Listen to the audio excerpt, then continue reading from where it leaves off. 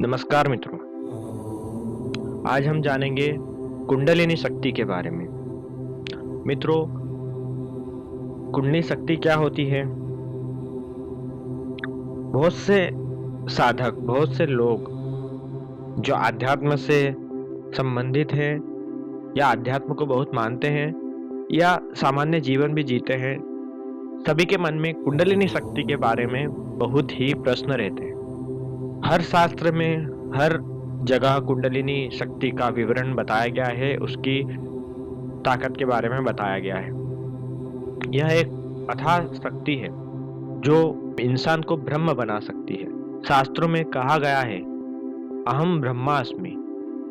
शंकराचार्य जी ने बताया है, अहम ब्रह्मास्मि, मैं ही ब्रह्म हूँ। मगर क्या हमारे जो कार्य हैं, क्या ब्रह्म के स्वरूप, ब्रह्म के समान हैं? और यदि नहीं है तो हम उसे कैसे करें? इस बारे में आज हम जानेंगे। उसके पहले आप जो वीडियो देख रहे हैं उसके नीचे जो सब्सक्राइब बटन है वहां क्लिक करके आप मेरे चैनल को सब्सक्राइब कर सकते हैं। और यदि आप मेरे इस वीडियो को मोबाइल पर देख रहे हैं तो भगवत ज्ञान के पास में जो सब्सक्राइब बटन है यहाँ क्लिक कर भी आप मेरे इस चैनल को सब्सक्राइब कर सकते हैं, जिससे कि आने वाले सभी वीडियो के बारे में आपको ज़्यादा से ज़्यादा जानकारी मिल सके और मैं भी मोटिव होता रहूँ नए नए वीडियो बनाने के लिए। तो आप इसे ज़रूर सब्सक्राइब कर लें। चलिए अब जानते हैं। सर्वप्रथम कुंडलिनी शक्ति के बारे में जो सवाल अधिकतर मन में उठते हैं या लोगों में सुनने को मिलते हैं वह इस प्रकार है कि कुंडलिनी क्या है? कुंडलिनी में कितने चक्र होते हैं? वो चक्र क्या कार्य करते हैं? क्या उनमें समस्त प्रकार की शक्तियां हैं? ऐसे बहुत से सवाल हमारे सामने आते हैं। मित्रों, सबसे पहले मैं आपको बताना चाहूंगा, शास्त्रों में बताया गया है, यथा ब्रह्मांडे तथा पिंडे, तथा पिंडे यथा ब्रह्मांडे। मतलब जो ब्रह्मांड में है वही हमारे शरीर में है और जो हमारे शरीर में है वही ब्रह्मांड में है। कहने का मतलब यह बताया गया है कि हमारे शरीर में ब्रह्मांड का प्रतिरूप, बिंब मौजूद है। श्री कृष्ण में आपने देखा होगा कि जब भगवान माटी खाते हैं, मिट्टी खाते हैं और माँ यशोदा उनको बोलती है कि कन्हैया मुंह खोल, तूने क्या खाया है? तो भगवान अपने शरीर के अंदर उनको पूरा ब्रह्मांड दिखा देते हैं। ठीक उसी प्रकार हमारे अंदर भी वो ब्रह्मांड मौजूद है, मगर हम उसे जानते नहीं हैं। तो उसे जानने के लिए क्या किया जाए?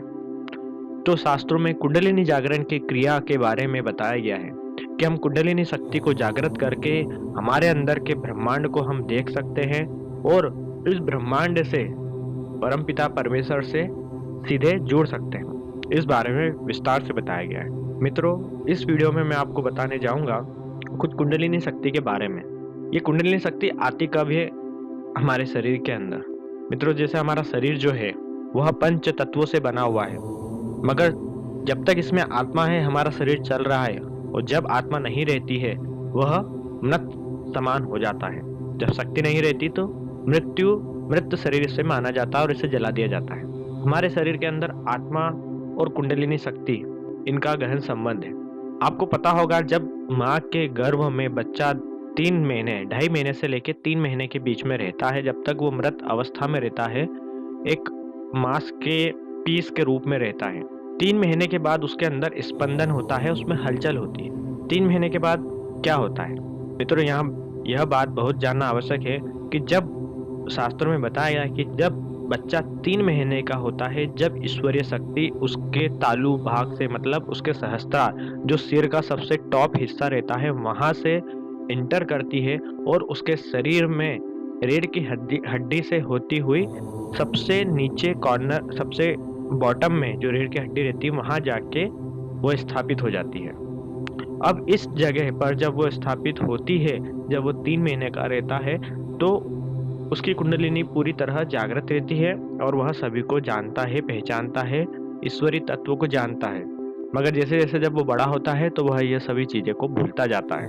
मित्रों, जब तक वह बच्चा मेच्योर कंडीशन में, एक मेच्योर अवस्था में जब तक नहीं आ जाता है, जब तक उसकी कुंडली शक्ति जागृत रहती है, मगर धीरे धीरे वो कुंडली शक्ति सुप्त हो जाती है, सो जाती है। मित्रों, यहाँ पर एक बात जरूर आप ध्यान रखिए कि जब बच्चा बड़ा होता है, यदि आप इसका एक प्रूफ देखना चाहते हैं, तो जो भी बच्चा रहता है जो जन्मा है या पैदा हुआ है, उसके जस्ट सिर के तालू भाव पे, मतलब सिर के जस्ट टॉप पर आप देखते होंगे एक सिर के ऊपर गोल सा एक पिचपिचा सा हिस्सा रहता है, एक मुलायम सा भाग रहता है और उस पे हाथ तक भी किसी को नहीं लगाने देते हैं। कारण ये होता है कि जब वो 3 महीने का होता है और जब वो शक्ति उसके उस सिर के वहीं हिस्से से बहुत तेजी से प्रवेश करती है तो वहाँ पर एक होल हो जाता है, गड्ढा रह जाता है, जिसके कारण बच्चा जो होता है रह जाता है। और जब वो धीरे-धीरे बड़ा होता है और वो हिस्सा धीरे-धीरे बंद होने लगता है, वही हिस्सा 7वां चक्र रहता है जिसको सहस्त्रार कहते हैं। और कुंडलिनी शक्ति जब उस रीढ़ की हड्डी से होती हुई नीचे तक आती है तो हर चक्रों को अलग-अलग एनर्जी देके जाती है। यहाँ आत्मा कुंडलिनी शक्ति के रूप में विस्तार करती है। सर्वप्रथम सबसे नीचे जो रीढ़ की हड्डी के नीचे जो चक्र रहता है उसे कहते हैं मूलाधार चक्र।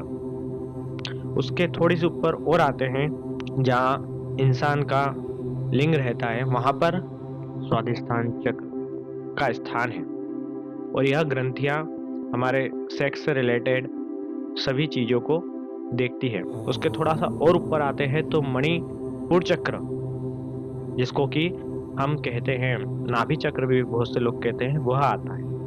उससे थोड़ा और ऊपर आते हैं तो हृदय के सेंटर में बिल्कुल छाती के बीचों बीच अनाहत चक्र या हृदय चक्र भी जिसको हम कहते हैं। उसके और ऊपर आते हैं तो कंठ के जस्ट नीचे जो पिलपिला सा भाग रहता है गर्दन के यहाँ पर आता है विशुद्धि चक्र। विशुद्धि चक्र से और ऊपर आते हैं तो दोनों बाहों के बीच में आज्ञा चक्र होता है और उसके सबसे टॉप पर जहाँ पिलपिला भाव होता है यहाँ होता है सहस्त्रार। कहा जाता है कि कुंडलिनी शक्ति माता भगवती का रूप है और सहस्त्रार पे महादेव विराज करते हैं। यही क्रिया जब इंसान योग के द्वारा, मंत्रों के द्वारा, साधनाओं के द्वारा जब इस कुंडलिनी शक्ति को उठाकर जब वह सहस्त्रार पर ले जाते हैं, यहाँ पर शिव और पार्वती का मिलन होता है और उसके बाद व्यक्ति आनंद में डूब जाता है, समाधि में डूब जाता है। वह हर कार्य करते हुए भी समाधि में रहता है।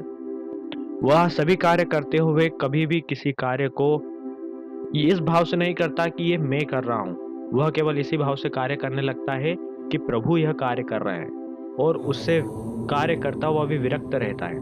परिवार में रहता है, समाज में रहता है, नौकरी पेशा जो भी है उसका कार्य वो करता रहता है, मगर एक साक्षी भाव से करता है, जैसा कि श्री कृष्ण ने भगवत गीता में बताया है। तो मित्रों, यहाँ कुंडलिनी शक्ति है, यह हमारे जीवन के लिए बहुत आवश्यक है और इसे योग के द्वारा, मंत्रों के द्वारा, साधनाओं के द्वारा ही जागृत किया जा सकता है।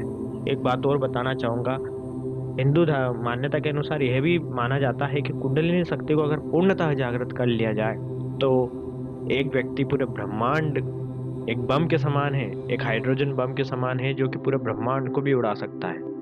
इतनी शक्ति एक व्यक्ति के अंदर रहती है। तो मित्रों, यह एक आपके लिए जानकारी थी कुंडलिनी शक्ति के बारे में।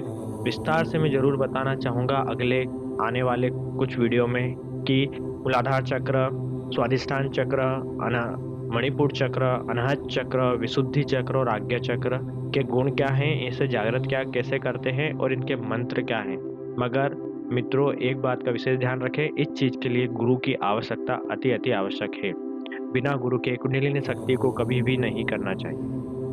तो मित्रों, आज का उम्मीद करता हूँ कि आपको ये एपिसोड पसंद आया होगा और आप इसे लाइक और शेयर जरूर करेंगे। तब तक के लिए जय हिंद।